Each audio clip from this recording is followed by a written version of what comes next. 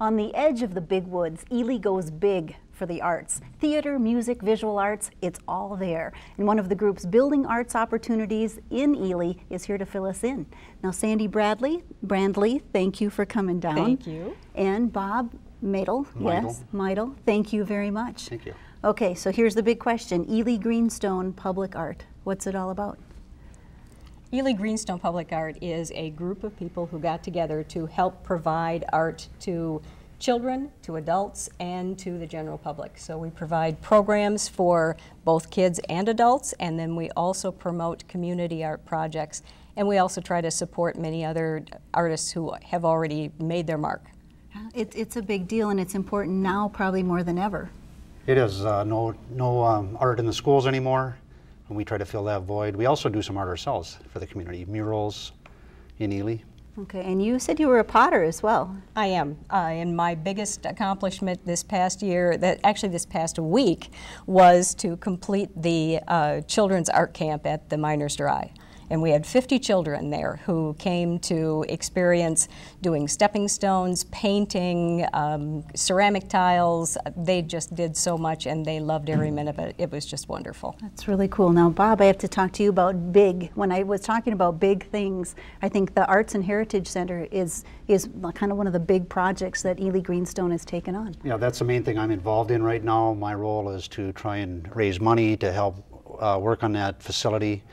Pioneer Mine has been abandoned since 1967, and the city of Ely and different people have taken steps to preserve part of it. We still have 3 buildings left. We have the Miners Dry, which is the place where the miners would dry their clothes at the end of the day. We have the Shaft House, which is the house at the top of the shafts where the miners and the ore would come up. And then we also have the Captain's Dry, which is a building that is in dire need of, it's getting to a point where we're either going to have to tear it down or preserve it. And so this entire site we're trying to turn into an arts and heritage center.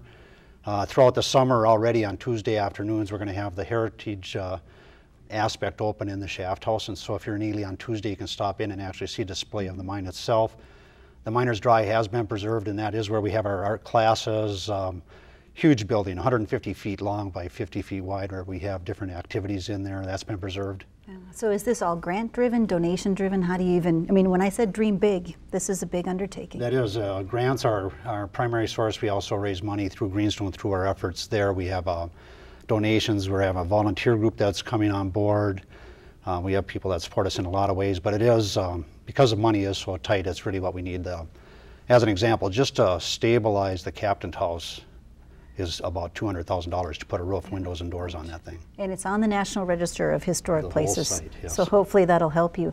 Okay, Sandy, so we were talking about art camps, and we do have some pictures of art camp and some pretty happy and proud kids who participated. It was just last week? It was this week. We finished on Wednesday afternoon.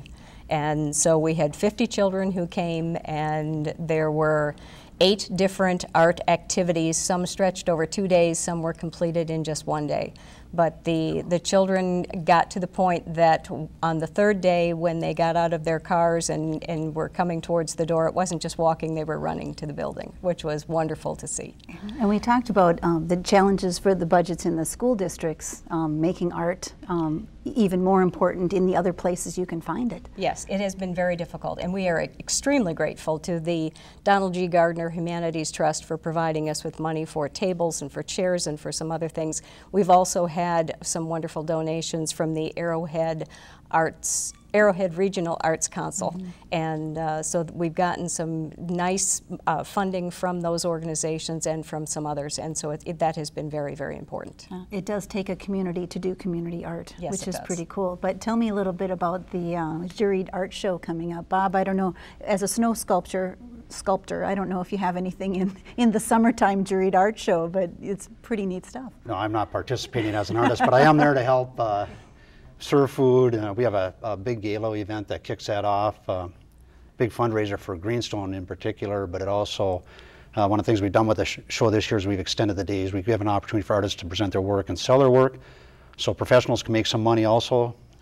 Make art, you can make a living doing art. Yeah, which is a big challenge for a lot of people. So what kind of response did you get when you said, okay, we're doing a juried art show? You know, we've had great response from the community and from artists. As we've had Canadian artists come down and exhibit their work. I don't honestly know the number of artists, but I believe it was about 37 or 38 artists last year, and we're expecting a similar number this year. The cost of the gala that first night is $30 a person, and we also have the Taste of Ely, so all of the area restaurants bring in their specialty, and we offer those, and then people have an opportunity to just walk around and look at the art. What a great way to toast the arts. Yes. And what a neat service in the community. So thank you guys. Fun.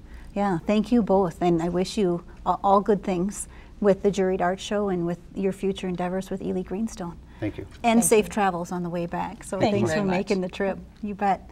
Now, just a reminder, the Juried Show and Sale opens with a little wine gala on July 23rd, and the show is up and open for about a week.